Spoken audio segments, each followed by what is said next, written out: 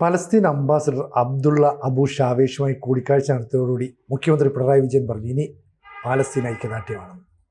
അല്ല, പലസ്തീൻ ഐക്യദാർഢ്യം പണ്ടേ ഉണ്ടല്ലോ. എനിക്ക് കൗതുകരമായിട്ട് തോന്നിയത് രണ്ട് കാര്യങ്ങളാണ്. ഒന്ന്, അയ്യപ്പ ശാപം ആവോളം കിട്ടിയിട്ടുണ്ട് പിണറായിക്ക്. രണ്ടാമത്, ഇനി പിണറായിക്ക് യഹോവയുടെ ശാപം കിട്ടുക എന്നാണ് എൻ്റെ ആശങ്ക. ഒന്ന്. രണ്ടാമത്തെ, പിണറായി പറയുന്നു കേരളത്തിലെ ജനങ്ങൾ മുഴുവൻ പലസ്തീൻ്റെ കൂടെയാണ്. ഈ കേരളത്തിലെ ജനങ്ങളുടെ മുഴുവൻ അട്ടിപ്പറാവകാശം അവരുടെ നിലപാട് പറയാൻ പിണറായി ആരാണ് ചുമതലപ്പെടുത്തിയിരിക്കുന്നത്? കേരളത്തിലെ ക്രൈസ്തവർ ഏതാണ്ട് 100% എതിരാണല്ലോ. തർക്കമൊന്നുമില്ല. ക്രിസ്ത്യാനികൾ മുഴുവൻ പലസ്തീനെതിരാണ്. കേരളത്തിലെ ഹിന്ദുക്കളിലെ നല്ല ശതമാനം, ഏതാണ്ട് 99.9% ആളുകളും പലസ്തീനെതിരാണ്. അപ്പോൾ കേരളത്തിലെ ക്രിസ്ത്യാനികളും ഹിന്ദുക്കളും കൂടെ ചേർന്നാൽ ഒരു 10-60% വരും. അപ്പോൾ പിന്നെ കേരളത്തിലെ ജനങ്ങൾ മുഴുവൻ ഈ പറയുന്നത് പോലെ പലസ്തീൻ അനുകൂലമാണ് എന്ന് പിണറായി പറയുന്നതിൽ വല്ല കാര്യമുണ്ടോ? മുഖ്യമന്ത്രി ആയതുകൊണ്ട് പറഞ്ഞായിരിക്കും. അതായത് നമ്മൾ കേരളം മാറി ഇത് കേരളമാണെന്നൊക്കെ പറയുന്ന ഒരു ലൈനുണ്ടല്ലോ ഇടതുപക്ഷക്കാരുടെ. വെറുതെ തള്ള്, അല്ലാതെന്താ? ഇനിയിപ്പോൾ യഹോവയുടെ കോപം പിണറായിക്ക് കിട്ടുമോ എന്ന് ചോദിച്ചെൻ്റെ കാര്യം തിരിക്കാൻ വരാം. ഞാൻ പറഞ്ഞു, ഇപ്പോൾ ഇവരെന്താ പറയുന്നത്? പലസ്തീൻ രാഷ്ട്രത്തെ അംഗീകരിക്കണം എന്നല്ലേ പറയുന്നത്. 1947 നവംബർ 29 ഐക്യരാഷ്ട്രസഭ 181 നമ്പറായിട്ടൊരു പ്രമേയം പാസ്സാക്കിയിട്ടുണ്ട്. 181 പ്രമേയം നമ്പർ. അന്ന് എന്താ ഐക്യരാഷ്ട്രസഭ പറഞ്ഞെന്നറിയോ? 2 രാഷ്ട്രങ്ങൾ, ഒന്ന് ഇസ്രയേൽ, ഒന്ന് പലസ്തീൻ. അത് അംഗീകരിച്ചിരിക്കുന്നു. അതനുസരിച്ച് ദ്വിരാഷ്ട്രത്തെ അംഗീകരിച്ചുകൊണ്ട് ഐക്യരാഷ്ട്രസഭ 1947 നവംബർ 29 റെസൊല്യൂഷൻ നമ്പർ 181 പാസ്സാക്കിയിട്ടുണ്ട്. ഇസ്രയേൽ അംഗീകരിച്ചതാ. ആരാ അംഗീകരിക്കാതിരുന്നത്? അറബി രാജ്യങ്ങൾ അംഗീകരിച്ചില്ല. ഇല്ലില്ല, പറ്റില്ല. പാലസ്തീനെ മുച്ചൂടും മുടിക്കും ഞങ്ങൾ. ഇസ്രായേലിനെ മുച്ചൂടും മുടിച്ച് റിവർ ടു സീ, ജോർദാൻ നദി മുതൽ മധ്യധരണാഴി വരെ മെഡിറ്ററേനിയൻ സീ വരെ, അല്ലെങ്കിൽ ചെങ്കടൽ വരെ ഞങ്ങൾ എന്ത് ചെയ്യും? ഞങ്ങൾ ഈ പലസ്തീൻ രാജ്യം സ്ഥാപിക്കും, ജൂതന്മാരെയും ഇസ്രായേലിനെ ഇല്ലാതാക്കും എന്ന് പറഞ്ഞിട്ട് ഐക്യരാഷ്ട്രസഭ അംഗീകരിച്ച 181 പ്രമേയം തള്ളിയത് ഈ പറയുന്ന മുസ്ലിംകളാണ്, അറബികളാണ്, അറബ് രാജ്യങ്ങളെല്ലാം. അപ്പം അന്നേ അംഗീകരിച്ചാണ്. ഇസ്രായേൽ തയ്യാറായി എന്നിട്ട് ഇപ്പോൾ പറയുകയാണ്. ഇപ്പോൾ ഇസ്രായേലിൻ്റെ കയ്യിൽ നിന്ന് അടിയൊക്കെ മേടിച്ച് വശം കെട്ട് പരുവക്കേടായി കിടന്നപ്പോൾ പഴയ ദ്വിരാഷ്ട്രം ഒന്ന് അംഗീകരിക്കാമോ എന്ന് ചോദിക്കുകയാണ്. ഇസ്രായേലിൻ്റെ കാല് പിടിക്കുകയാണ്. ഇസ്രായേൽ പറയുന്നുണ്ട് ദ്വിരാഷ്ട്രമൊക്കെ ആകാം, പക്ഷേ അവന്മാരുണ്ടല്ലോ ഹമാസ്, ഒറ്റ എണ്ണത്തിന് ബാക്കി വെക്കില്ല. അവന്മാരെ ഫിനിഷ് ചെയ്തിട്ട് ദ്വിരാഷ്ട്രമോ എന്ത് വേണമെങ്കിലും അംഗീകരിക്കാം എന്ന് പറയുന്നതിൽ ന്യായമില്ലേ? ഒരു സാധനം അംഗീകരിച്ച് കരാർ ഒപ്പിട്ട് കഴിഞ്ഞപ്പോൾ അന്താരാഷ്ട്ര സമ്മർദ്ദത്തിന് വഴങ്ങി ഞങ്ങൾ റെഡിയാണെന്ന് പറയും. ഇല്ല, നിന്നെ മുടിച്ചിട്ട് നിന്റെ മയ്യത്തിൻ്റെ മുകളിൽ കയറി ഞങ്ങളിരിക്കും എന്ന് പറഞ്ഞ തെമ്മാടിക്കൂട്ടമാണ് അറബ് രാജ്യങ്ങൾ. അപ്പോൾ ഇപ്പം അവർക്ക് ദുരാഷ്ട്രം വേണമെന്നറിയാം. അടികൊണ്ട് വശം കെട്ട് എണീറ്റ് നടക്കാൻ വയ്യ.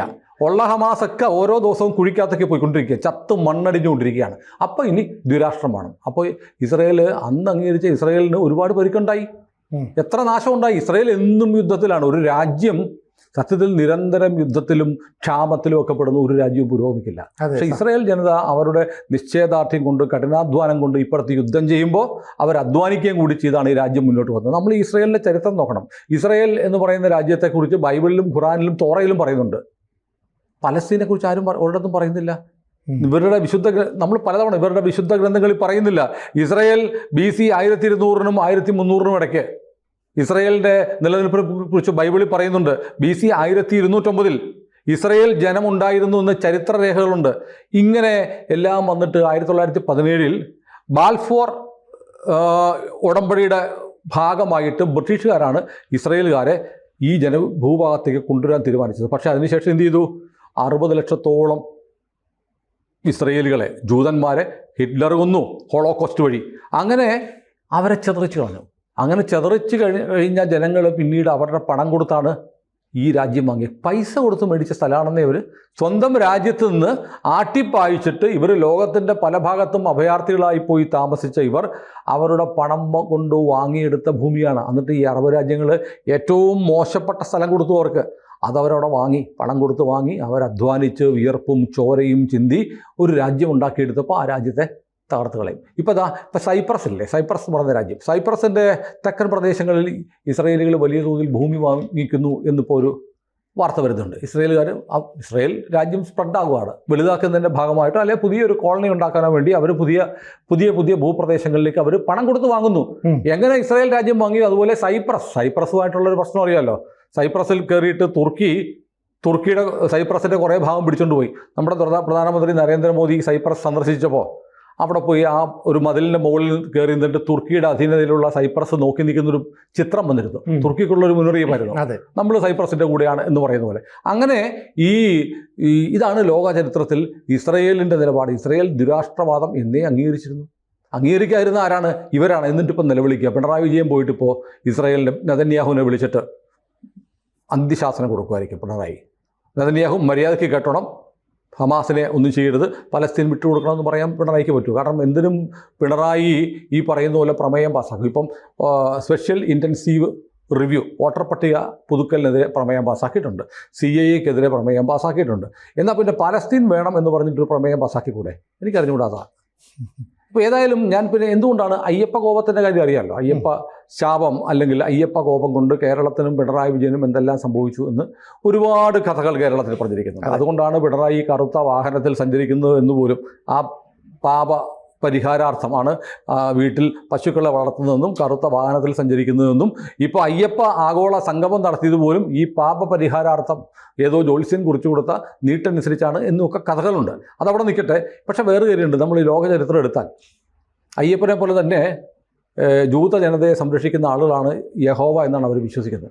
ജൂതൻ്റെ ചരിത്രം എടുത്തു നോക്കി. ജൂതനിട്ട് ആരൊക്കെ പണിതിട്ടുണ്ടോ അവർക്കൊക്കെ നല്ല തിരിച്ചടി കിട്ടിയിട്ടുണ്ട്. ജൂത സാമ്രാജ്യത്തിനെതിരെ പഴയ അസീറിയൻ രാജാവായിരുന്ന സെന്നാചെറിബിൻ വലിയ തോതിൽ ജൂതന്മാരെ ആക്രമിച്ചു. ജൂത രാജ്യത്തിലേക്ക് സൈന്യവുമായിട്ട് ചെന്നു. അവസാനം എന്ത് പറ്റിയെന്നറിയോ? ഇയാൾക്ക് പിന്തിരിഞ്ഞോടേണ്ടി വന്നു. അതിനെക്കുറിച്ച് ബൈബിളിൽ പറയുന്നത് തീക്കല്ലുകളുമായി യഹോവയുടെ പക്ഷികൾ പറന്നു വന്ന് തീ കത്തുന്ന കല്ലുകൾ ഈ സെന്നാചെറിബിൻ്റെ സൈന്യത്തിന് മുകളിലേക്ക് ചൊരിഞ്ഞു എന്നാണ് പറയുക. ഇത് മാത്രമല്ല, അതെല്ലാം കഴിഞ്ഞിട്ട് ഈ സെന്നാചെറിബിൻ സ്വന്തം നാട്ടിൽ പ്രാർത്ഥനയിൽ മുഴുകിയിരിക്കുമ്പോൾ അയാളുടെ മകൻ വന്ന് ഇയാളെ കുത്തിക്കൊന്നു. വേണമെങ്കിൽ ജൂതന്മാർ അന്നത്തെ മൊസാദ് പോലെ ഇയാളുടെ മകനെ ഹയർ ചെയ്ത് ഈ സെന്നാചെറിബിനെ കൊന്നു എന്ന് വേണമെങ്കിൽ വ്യാഖ്യാനിക്കാവുന്നതാണ്. അതെല്ലാം കഴിഞ്ഞിട്ട് നമ്മൾ പറയും ഹിറ്റ്ലറാണ് 60 ലക്ഷം യഹൂദന്മാരെ കൊന്നു എന്ന് പറയുന്നു. അപ്പം നെബുക്കദ്നേസർ എന്ന് പറയുന്ന ഒരാളുണ്ടായിരുന്നു. അതായത് ഹാങ്ങിങ് ഗാർഡൻ എന്ന് പറഞ്ഞ ലോകാത്ഭുതങ്ങളിലൊന്നാണ്.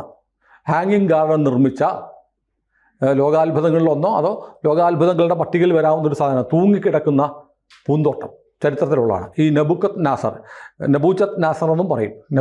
ഉച്ചാരണം രണ്ട് തരത്തിലാണ്. അപ്പോൾ അതായത് നെബൂഖദ്നേസർ നിർമ്മിച്ച ആണ് ഈ ഹാങ്ങിങ് ഗാർഡൻ. ഈ നെബൂഖദ്നേസറാണ് ലോകത്ത് ജൂതന്മാരെ ഏറ്റവും കൂടുതൽ കൊന്നൊടുക്കിയത്, ഹിറ്റ്ലറെക്കാളും. BCE 605 മുതൽ 562 വരെയായിരുന്നു. ഇന്നത്തെ ഇറാഖിൽപ്പെടുന്ന ബാബിലോണിയ പ്രദേശത്തെ ഭരിച്ചിരുന്ന ഇയാൾ ജൂതന്മാരെ കീഴടക്കിയെന്ന് മാത്രമല്ല, ജൂതന്മാരെ തകർത്ത് തരിപ്പണമാക്കി ഇവരെ 10 വിഭാഗങ്ങളായി വിഭജിച്ച് ലോകത്തിൻ്റെ നാനാഭാഗത്തേക്കും ആട്ടിപ്പായിച്ചു. അപ്പോൾ ഈ ജൂതന്മാർ വിശ്വസിക്കുന്നത് എന്തൊക്കെ വന്നാലും എത്ര ആപത്ത് വന്നാലും യഹോവ ഞങ്ങളെ കാത്തുരക്ഷിക്കുന്നതാണ്. ശരിക്കും ജെറുസലേമിലെ സോളമൻ്റെ ദേവാലയം തകർത്തത് നെബൂഖദ്നേസറാണ്. അങ്ങനെ ഈ 10 നെബൂഖദ്നേസർ ഓടിച്ച ജൂത വിഭാഗങ്ങളിൽ ഒരു വിഭാഗമാണ് ഇന്ത്യയിൽ വന്നതെന്നും അവരെ അന്വേഷിച്ചിട്ടാണ് യേശുദേവൻ ഇന്ത്യയിൽ വന്നതെന്നൊക്കെയുള്ള ചില വ്യാഖ്യാനങ്ങളുണ്ട്. യേശു ഇന്ത്യയിൽ വന്നിട്ടുണ്ട്. യേശുവിൻ്റെ ജീവിതത്തിലെ അറിയപ്പെടാത്തൊരു ചരിത്രം ഉണ്ടല്ലോ. ആ ചരിത്രം യേശുവിൻ്റെ ജീവിതത്തിലൊരു പ്രത്യേക ഭാഗത്തെക്കുറിച്ച് അജ്ഞാതമാണ്. 21 വയസ്സിന് മുമ്പ് ഉള്ള ഏതാനും വർഷം മറ്റോ അജ്ഞാതമാണ്. ആ കാലഘട്ടത്തിൽ യേശു ഇന്ത്യയിലേക്ക് വന്നു പോലും വിശ്വസിക്കുന്ന ചരിത്രകാരന്മാരുണ്ട്. അപ്പോൾ ഏതായാലും ഇങ്ങനെയുള്ള കുറേ കാര്യങ്ങളുണ്ട്. ഇയാൾക്ക് എന്ത് പറ്റിയെന്നറിയോ? നെബൂഖദ്നേസറിന് അവസാനം ഭ്രാന്തായിപ്പോയി. നെബൂഖദ്നേസർ സ്വയം തീരുമാനിച്ചു താനൊരു കാളയാണെന്ന് തീരുമാനിച്ചു. എന്നിട്ട് ഇയാൾ 4 കാലം നടക്കാൻ തുടങ്ങി. 4 കാലം നടന്നു എന്ന് മാത്രമല്ല, കൊട്ടാരത്തിലെ തോട്ടത്തിൽ പോയിട്ട് പുല്ല് തിന്നും, അവിടെ നിന്ന് കാടിവെള്ളം കുടിക്കും. അങ്ങനെ 7 വർഷം 4 കാലിൽ കാളയെപ്പോലെ ജീവിച്ചിട്ടാണ് ലോകം കിടുകിടാ വിറപ്പിച്ച നെബൂഖദ്നേസർ മരിച്ചത്. യഹോവയുടെ സാക്ഷിയാണെന്നാണ്, യഹോവയുടെ പ്രതികാരമാണ് തൻ്റെ ജനത്തെ ദ്രോഹിച്ചതിന് യഹോവ പകരം വീട്ടിയതെന്നാണ് ജൂതന്മാർ വിശ്വസിക്കുന്നത്. അപ്പോൾ ഇതെല്ലാം പിണറായി വിജയൻ ഒന്ന് ഓർക്കണം. കാരണം അയ്യപ്പൻ്റെ ശാപം തന്നെ കിട്ടിയിട്ട് വയ്യാണ്ടായിരിക്കുകയാണ്, ഒരു രക്ഷയില്ല. പാർട്ടിക്കകത്ത പ്രശ്നം, ആരോഗ്യ പ്രശ്നങ്ങൾ, വീട്ടിൽ പ്രശ്നങ്ങൾ എല്ലാം കൊണ്ടിരിക്കുകയാണ്. അപ്പോൾ അയ്യപ്പ ശാപത്തിൻ്റെ പിന്നാലെ പ്രിയപ്പെട്ട പിണറായി യഹോവയുടെ ശാപം കൂടി വാങ്ങി വെക്കരുത്. ഏതായാലും പലസ്തീനെ കേരളത്തിലെ മുഴുവൻ ജനങ്ങളും പിന്തുണയ്ക്കുന്നു എന്നുള്ള പിണറായിയുടെ സ്റ്റേറ്റ്മെൻറ്റ് ഞാൻ തള്ളിക്കളയുന്നു. സിനു തള്ളുന്നുണ്ടല്ലേ? തീർച്ചയായും എനിക്ക് തോന്നുന്നു നമ്മുടെ പ്രേക്ഷകരിൽ ഭൂരിപക്ഷം പേരും തള്ളിക്കളയും. കാരണം പലസ്തീൻ്റെ പേരിൽ ഇന്ന് നടക്കുന്നത് ഹമാസിൻ്റെ ഭീകരവാഴ്ചയാണ്. നമ്മുടെ മുന്നിലുണ്ട് ഒക്ടോബർ 7 എന്ന് പറയുന്ന കറുത്ത ദിനം. അതെ, ആയുധധാരികളായ ഹമാസ് ഭീകരന്മാർ കടന്നു വന്ന് കുഞ്ഞുങ്ങളെയും സ്ത്രീകളെയും, ഗർഭിണികൾ, സ്ത്രീകൾ എന്നൊക്കെ പറയുന്നവർ, ശൂലം എന്നൊക്കെ പറയുന്നവർ ഗർഭിണികളെയും കുഞ്ഞുങ്ങളെയും ഒക്കെ കൊന്നു കൊലവിളിച്ച് ബലാത്സംഗം ചെയ്ത് ട്രക്കുകളിലിട്ട് പോകുന്ന ചിത്രങ്ങൾ കണ്ട് ചോര ഉറഞ്ഞു പോയവരാണ് നമ്മൾ. അതുകൊണ്ട് ഒരു തരത്തിലും ഹമാസ് ഭീകരന്മാരെ അംഗീകരിക്കാൻ കഴിയില്ല. അതിനെ പലസ്തീൻ എന്ന പേരിൽ അവർക്ക് പിന്തുണ കൊടുക്കുന്ന പിണറായി വിജയൻ്റെ നിലപാടിനോടൊപ്പമല്ല കേരളം. ഇത് പിണറായിക്ക് മനസ്സിലാവുന്നില്ല. മാത്രമല്ല, ഇപ്പോൾ പിണറായി വന്ന് സുകുമാരൻ നായരെയും വെള്ളാപ്പള്ളിയെയും അയ്യപ്പനെയും കൂട്ടുപിടിച്ച് ഈ കസർത്ത് നടത്തുന്നതിനിടയ്ക്കിൽ ഇയാൾ എന്തിനാണ് അബ്ദുള്ള മുഹമ്മദ് അബു ഷബൈസ് പണ്ടറടങ്ങനെ ഇങ്ങോട്ട് കയറി വന്നതെന്ന് പിണറായി ഉള്ളിൻ്റെ ഉള്ളിൽ ചോദിക്കുന്നുണ്ടായിരിക്കാം. ഏതായാലും കേരളം മുഴുവൻ പലസ്തീൻ്റെ കൂടെയാണെന്നുള്ള തോന്നൽ പിണറായിക്കുണ്ടെങ്കിൽ പിണറായി അത് മാറ്റിവെക്കട്ടെ. കൂടുതൽ വാർത്തകളും വിശേഷങ്ങളും നിങ്ങളിലേക്ക് എത്താൻ ABC മലയാളം സബ്സ്ക്രൈബ് ചെയ്യുക, ബെൽ ബട്ടണും അമർത്തുക.